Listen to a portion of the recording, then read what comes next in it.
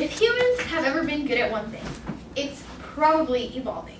Whether it's posture-wise or society-wise, evolving is quite possibly the one thing we humans do without flaw. But while we evolve, the things around us evolve as well, whether that may be fashion or technology. And the job market is no different either.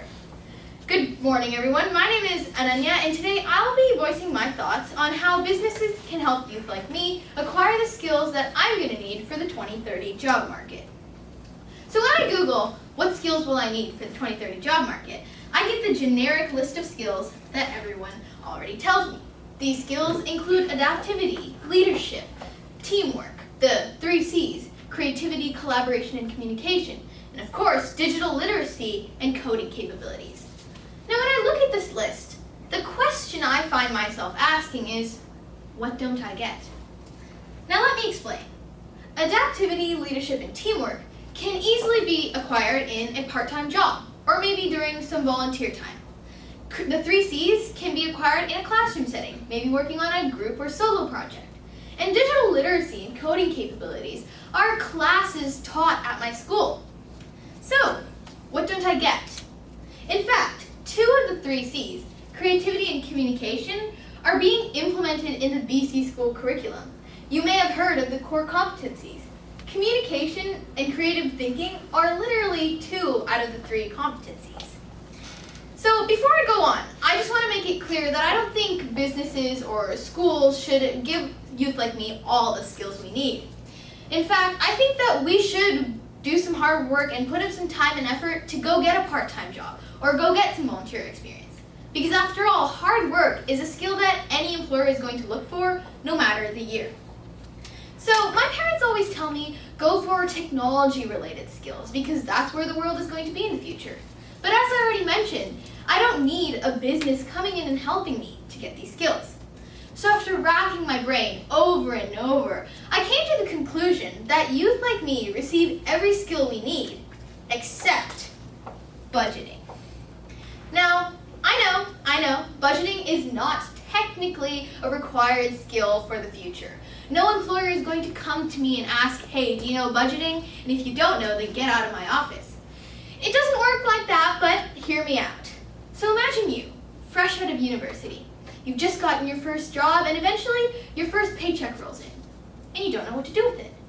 Maybe you spend it on food, or maybe you go to a movie, or maybe you put it into that student debt that's been creeping up on you. And then next thing you know, boom, you're 45 years old and you just learned how to manage your money. And you never forget to pay your taxes because that one time you did, you had to ask your 75-year-old parents for help.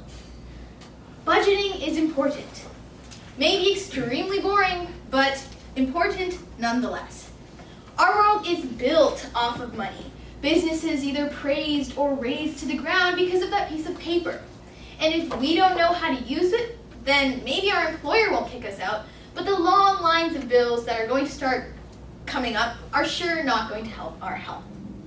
Now, I think there are 3 ways that youth like me could get budgeting skills without a business, but these 3 ways do not work. So here they are. Way number 1, planning class. Now, this is a class that I think all 10th graders have to take in BC. And in my planning class, we did a project called the Moving Out Project. This project was to simulate what it would have been like if we were to move out and go to university. As expected, I was in debt. The problem with this project, though, was that budgeting was not outright taught to me. My teacher did not come to me and say, here's what I did when I was in that position. Here's what I would put my money into. I had to choose for myself whether I wanted to spend my money on food or other basic necessities. So planning class really doesn't work for this skill. And then there's Google, the internet, home to millions and millions of budgeting courses, free even online. But on Google or the internet, there are also a million other things, such as YouTube, Instagram, Facebook, Snapchat, WhatsApp, Gmail, and a million other things. Now, with so many other more interesting things to look at, what normal teenager nowadays is actually going to Google budgeting classes? And finally, the last way that we could acquire the budgeting skills that we're going to need for the future, our parents. After all, they have been at this game called life far longer than us, and they probably, hopefully, know how to manage their money at this point. But once again, what normal teenager actually listens to their parents nowadays? So, I think that businesses could really help youth like me out, and this is how. During the planning class that I already mentioned, I think that they could maybe send in a guest speaker to talk to us about budgeting. And not just talk to us. Also, they could do simulations or role plays, kind of like a game, to get us engaged in budgeting so that we kind of retain the information that's given to us. And in this simulation or game, we could maybe come up with a budget pertaining to that or relating to that industry or that specific company. We could come up with a budget and then maybe identify any problems within that budget. This way, not only are we learning how to budget, but we're also learning about that company or that industry. So really, it's a win-win situation for everyone. So, in conclusion, I think budgeting is a really overlooked skill that none of us really think is that important, but it really is. Teenagers nowadays, we think that we own the world and we run our own show, but really that's not going to be the case in the future. And I think that learning about budgeting now will really help us in 2030 when we're going to need that skill most. Thank you.